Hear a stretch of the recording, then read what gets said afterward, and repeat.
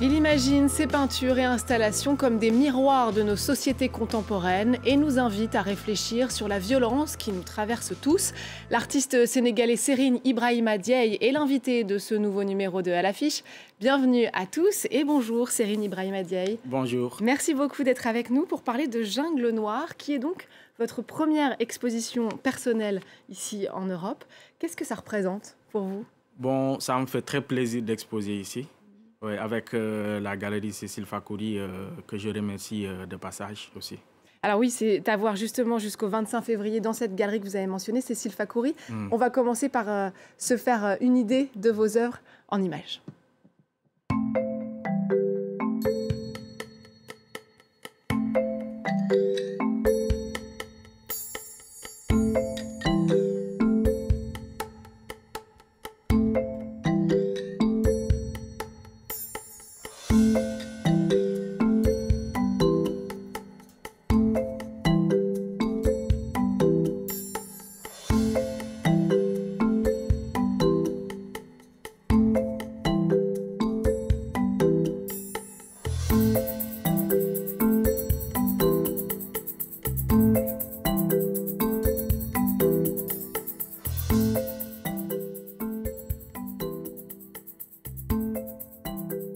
Alors Serigne Ibrahima Dieye, peut-être parlez-nous de cette jungle noire qui donne le titre à ses œuvres.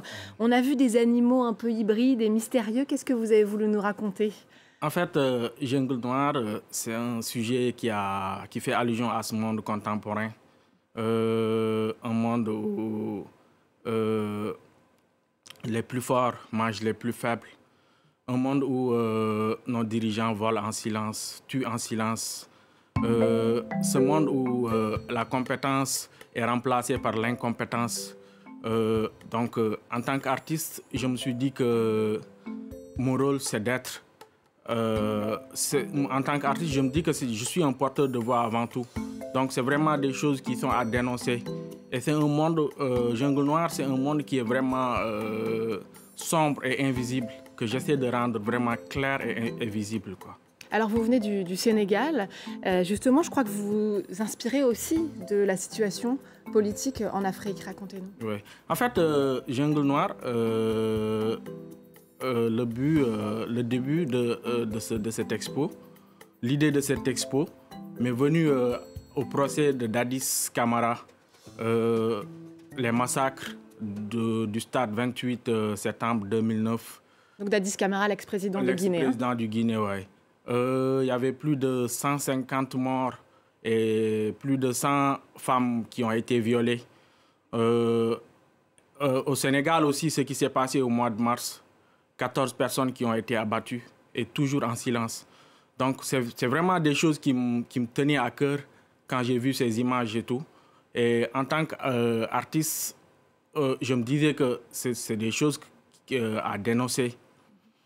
Et c'est vraiment des dirigeants qui sont prêts à tout pour le pouvoir et qui sont même prêts à sacrifier leur propre population. Une chose qui se passe actuellement au Sénégal et tout, parce que là, on nous parle de troisième mandat et tout. De Macky Sall. De Macky Sall. Donc, vraiment, c'est quelque chose qui peut déséquilibrer le pays. Ouais. Alors justement, on va regarder un peu plus précisément, si vous voulez, une de vos œuvres. On va écouter pour ça le directeur de la galerie Cécile Fakouri, où elles sont exposées. Francisco Rabeuf nous commente un de vos tableaux.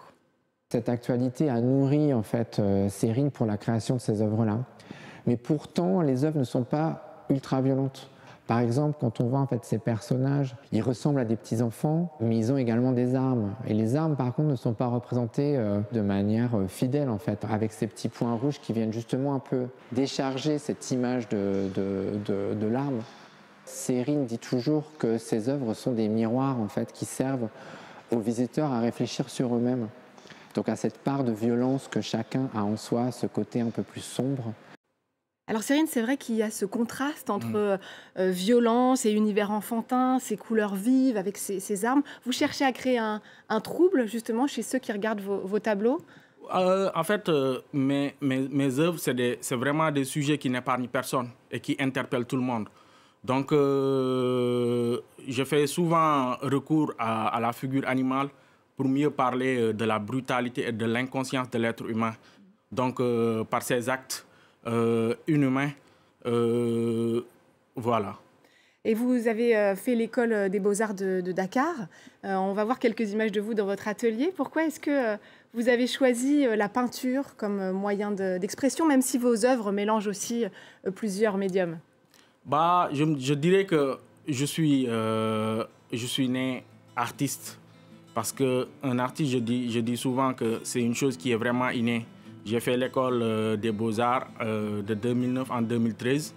Donc, l'école nous apprend juste des techniques.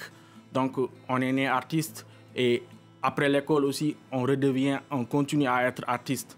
Donc, la peinture, c'est un médium c'est un médium d'expression comme l'écrivain avec sa plume.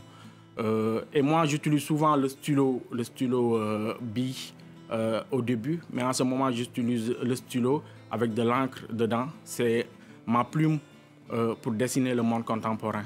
Alors c'est vrai que l'art contemporain africain, et vous en êtes la preuve, Serigne, connaît un essor sans précédent ces dernières années et les artistes du continent commencent à se faire une place dans les plus grands musées. C'est le cas de la photographe sud-africaine Zanele Muholi, exposée en ce moment à la Maison européenne de la photographie ici à Paris. Regardez ce reportage de Valériane Gauthier. Des couples homosexuels dans des moments d'intimité. L'exposition s'ouvre sur ce que Zanele Muholi appelle sa chambre d'amour. Ces photographies font partie de ses préférées. C'est mon histoire d'amour. Cette photographie a été prise il y a 10 ans, ici à Paris. Je suis avec Valérie, une intellectuelle française. Et je pense que si on parle de liberté, on devrait s'habituer à ce genre d'images sur lesquelles on raconte notre amour homosexuel, sans peur d'être violenté, sans peur d'être persécuté et d'être exclu. Rendre visible la communauté LGBTQ+, alors qu'elle reste victime de violences en Afrique du Sud. Le pays a pourtant été en 1996 le premier au monde à adopter une constitution qui interdit toute discrimination fondée sur l'orientation sexuelle. Née en 1972, pendant l'apartheid, Zanele Muholi documente depuis plus de 20 ans la vie des queers et trans. C'est un véritable projet de vie de Muholi. C'est vraiment une archive visuelle destinée au futur qui reprend les portraits des personnes membres de la communauté LGBTQIA+ en Afrique. Et l'idée de cette série, c'est d'inscrire la mémoire de ces personnes-là qui sont très absentes aujourd'hui dans la culture visuelle et dans l'histoire visuelle, de les inscrire justement dans cette histoire. L'activiste visuel, comme se définit l'artiste non-binaire, tourne également son appareil photo vers elle lui-même pour questionner les représentations de la femme noire. Exotisme, sauvagerie ou magie, Zanele Muholi se joue des clichés. J'espère que l'on va se réapproprier notre corps, nous photographier d'une manière plus exacte, d'une manière plus respectueuse. L'artiste se transforme en reine, en muse de la peinture classique ou encore en statue de la liberté. On ne connaît pas sa couleur de peau. Dans ma tête, je me suis dit c'est une femme noire qui a du pouvoir. La beauté et la puissance des photos saisissent le public. Il y a une vraie force dans son œil et dans sa lutte. Ce travail m'interpelle. Chaque image me regarde et me demande de poser mes yeux dans les yeux.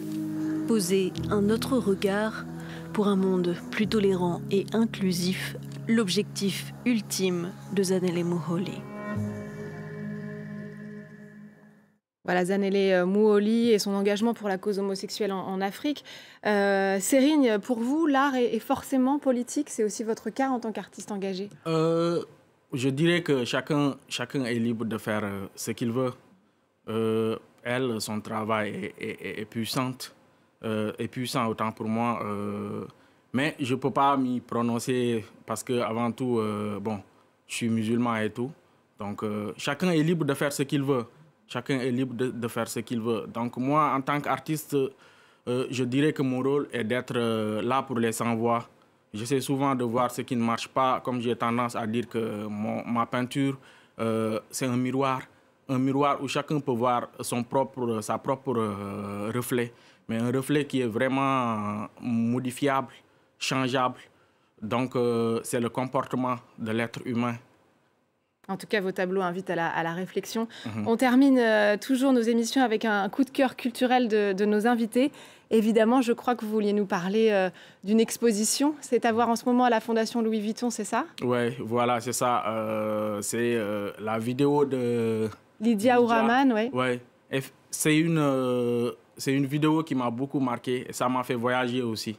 Vraiment, c'est impeccable, quoi. Vous pouvez nous raconter de quoi il s'agit dans cette vidéo? C'est un peu le désert, je sais pas, mais en fait avec les personnages, avec des personnages gravés dans les pierres et tout. Mais c'est une vidéo qui fait voyager et c'est vraiment intéressant. Merci beaucoup pour cette recommandation et puis d'être venu nous parler de votre travail, Serine Ibrahima Diaye. C'est à voir à la galerie Cécile Fakouri ici jusqu'au 25 février. Et puis il y a une autre exposition à Cannes, au Suquet des artistes. Ça s'appelle Diffraction humaine. Et là, c'est jusqu'au 22 avril. Merci aussi à vous de nous avoir suivis. N'oubliez pas de nous retrouver sur france24.com ainsi que sur tous nos réseaux sociaux. On va se quitter avec des images de l'exposition donc de l'artiste d'origine algérienne Lydia Ourahmane à la Fondation Louis Vuitton jusqu'au 27 février. Je vous laisse découvrir et vous dis à bientôt.